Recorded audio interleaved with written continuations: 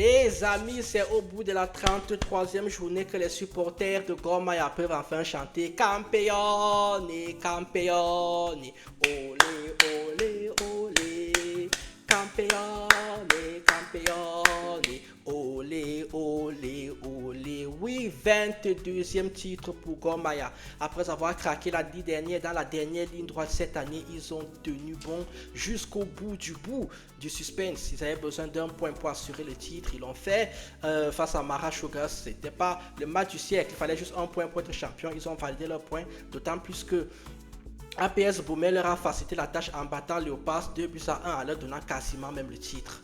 Allons donc voir les résultats de ce qui s'est passé pour la 33e journée du championnat du Kenya qui a vu un très grand champion Gor Mahia qui est de retour aux affaires dans le championnat du Kenya et surtout une bataille pour le maintien qui risque d'être exceptionnelle pour la dernière journée, à savoir la 34e. C'est donc parti.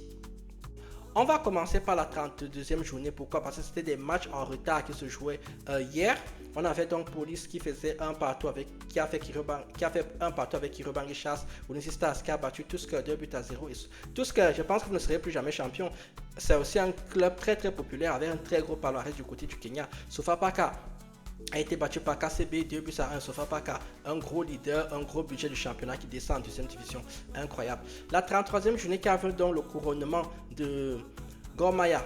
On a donc le match entre Mara Sugar et Gor Mahia. Gor Mahia avait besoin d'un point. Vous comprenez, donc ils sont venus mettre le but, ça fait 0-0. Donc à ce moment-là, Gor Mahia était déjà champion. Nairobi United a fait 0-0 avec Police. Bandari a battu Tusker 1 but à 0. Bitcoin United a été battu à domicile par Mouranga 2 buts à 1. APS Boumé a donné le titre 3 jours avant à Léopards 2 buts à Gor Mahia en battant Léopards 2 buts à 1. Sofapaka a fait un partout avec Shabana qui Kirobangi Chance a fait 2 partout avec les Kakamega Homeboys. KCB a été battu à domicile par Posta Rangers 1 but à 0. Enfin, Unisi Stars a battu Matari 2 buts à 1. Donc KCB et Posta Rangers ont quitté ce score de 1 but à 0 en faveur de Posta Rangers. Au classement, donc, ça donne quoi? Ça donne que Gor Mahia est champion avec 69 points, 5 points d'avance sur Léopards, 54 pour le champion 2024-2025 et 52 points pour Shabana en bas du classement. Donc, qui va descendre? On sait déjà que Sofapaka va descendre, Bitco va descendre, mais lors de la dernière journée, ça va se jouer entre les Kirobangi Chas et Matari United, différence de moins 4. Donc Matari United Kirobangi Chas doit gagner en fait 4-0 pour être sûr d'être au moins au même niveau que Matari. 5-0 de préférence et que Matari perd. Autant dire que les Kirobangi Chas sont déjà en deuxième division.